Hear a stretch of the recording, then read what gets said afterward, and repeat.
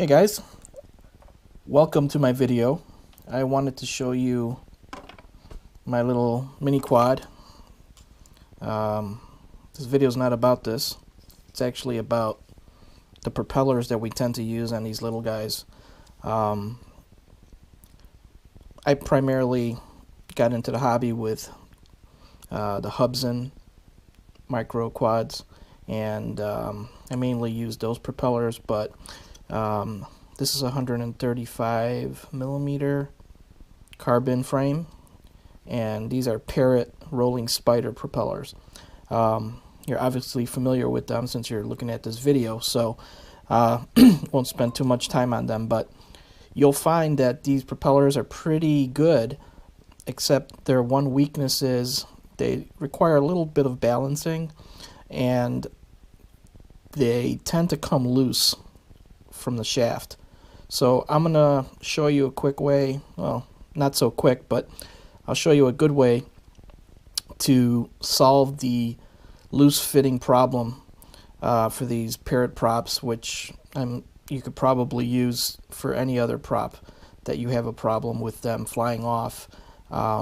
So this is what I do. You're gonna need a couple things. A burnt out motor to test, with the same diameter shaft that you're planning on running. This is a micro motor warehouse. I forget what the number is. It's for the Hubsan 107C, so it's the 082015, I believe. But anyway, this is a 1 millimeter shaft on there, okay? And you'll notice that they're pretty loose sometimes. Out of the box, these propellers will probably fit and give you some flights, but if you keep taking them on and off, you're going to loosen up the little, what do you call it there, little hole in there. So this is what I found. You're going to need a couple things, like I said. This stuff here is called Bondic, and you can get this off of Amazon. And what it is, it's a UV gel, and you apply it to something, and then you shine this little UV light, and it cures it in a couple seconds. So we're going to use that as part of this process here. So you're going to need some of that. If you go to like a Michael's or a Hobby Lobby, I'm not sure if you can see this, but this is called a beading needle. It's like a very fine piece of wire. It has a little loop on the end. It almost looks like it's just a piece of wire that's kind of twisted on itself.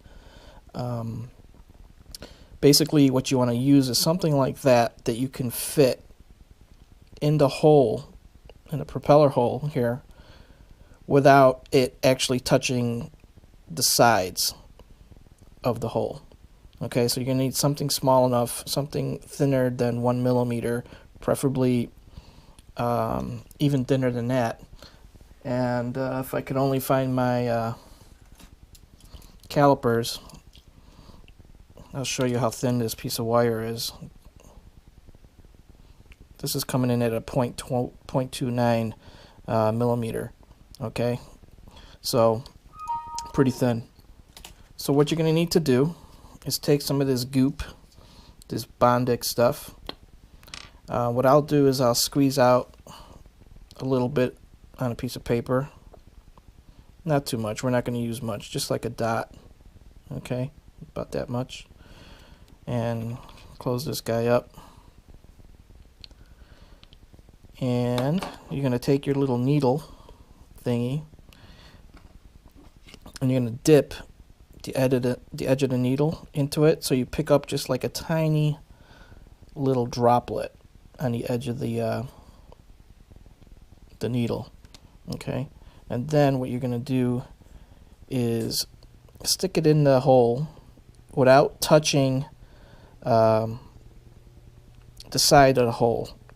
You don't want this basically to pool up and block the outside of the hole. You want to stick it kind of close in there. Not sure if you could see that. I just stuck it in there. I'm just rolling it around without. You could touch the sides once you're inside the hole, but just don't block the outside of the hole. So do that maybe twice. Dip a little more. You probably want about this much. You can see it's like a little bead Alright, and then stick it in there. I'm trying to do this so you could see, but you get the idea. Stick it in there, roll it around. If there's any on the inside of this hub, you might want to wipe it out. And the whole point is to get some inside that hole so it kind of closes up. So what you do then, once you have it in there, this Bondic pen, this Bondic thing, you just shine the little UV light and just hold it there. I don't know, 20 seconds, something like that, and it'll cure it. And it'll become rock hard. So I use this for other things. I use this for balancing the hubs on these little propellers, which kind of comes in handy because it dries so fast and it sets so fast because of the UV light. It's pretty much instant. Okay. If you don't want to fool with that, you can go to like a beauty supply or a Walgreens or something. They sell these.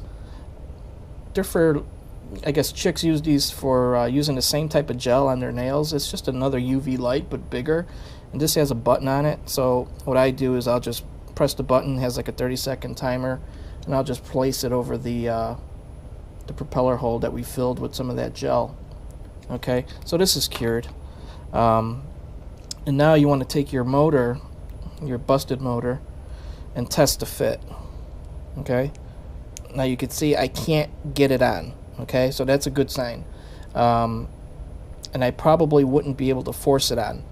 So the next step is to actually drill out this hole. And you're going to need to have, you know, a specialized set of drill bits. I picked this up off, there's a place called, crap, I can't remember the name of the place. They sell just a bunch of micro tools for like miniatures and stuff like that.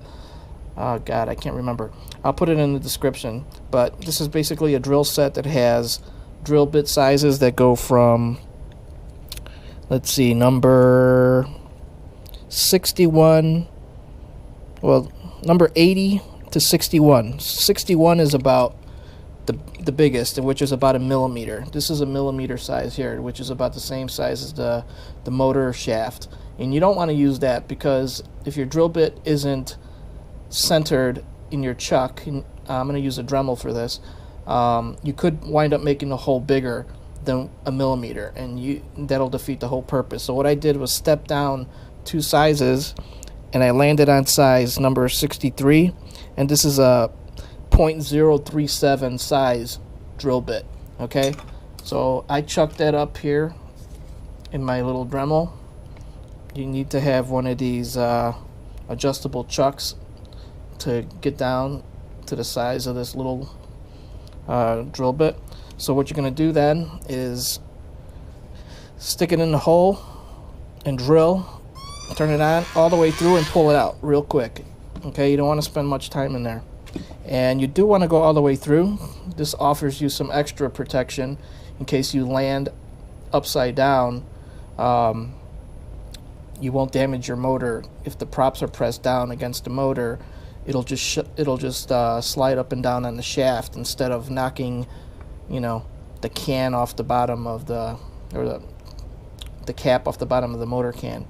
So you'll want to do that. So let's give it a fit test right now. Okay, and it goes in, and it's quite tight, which is good. So you'll probably want to press fit it. Hold the bottom of the motor can so you don't pop it out. Press fit it until you get it on there really good. Pull it off, and this guy is ready to go. So test it on a motor, a dead motor first. Test the shape. It'll probably loosen it up a little bit, but this thing is damn tight now, and it will not come off. It'll at least reset the timer for you, so these should act better than brand new. They're a little tighter than brand new. So that's what I do. Really quick, you can balance these props. You just have to find the right shaft. This is a 1 millimeter shaft. I don't think it's exactly a millimeter. Let's see what it comes in at. Yeah, it's exactly a millimeter, or a little bit less, 0.99. 1mm. There you go. And I'm not sure if you've ever been to like a hobby store, like a Hobby Lobby. There's this company called KS Metals or something like that, and they sell those metal rods. They sell tubing, brass tubing and stuff. You can usually find this size in that section, and this will fit onto your 1mm hubs. And once you got it on there, you can just stick it on your Dubro balancer and balance these props like you would any other prop. You know, this one's pretty good, but you can give it some balancing action. So that's about it, guys. Hopefully that was helpful. Any questions, let me know. Again, you're going to need this Bondic stuff, available on Amazon. You might be able to find these drill bits on Amazon. That number again was a number 63. And I guess if you're interested, I'll tell you the size of that drill bit to make sure it's the same as what it says on the package. Yeah, this is a 0.93. And what does it say here? 0.037. I don't know if that's a inch. Maybe that's in inches or something. But anyway, that's the size you're going to need. This size is standard, so you're going to want a number 63 drill bit. That's the one I used. You could probably go a little bit bigger, maybe a little bit smaller.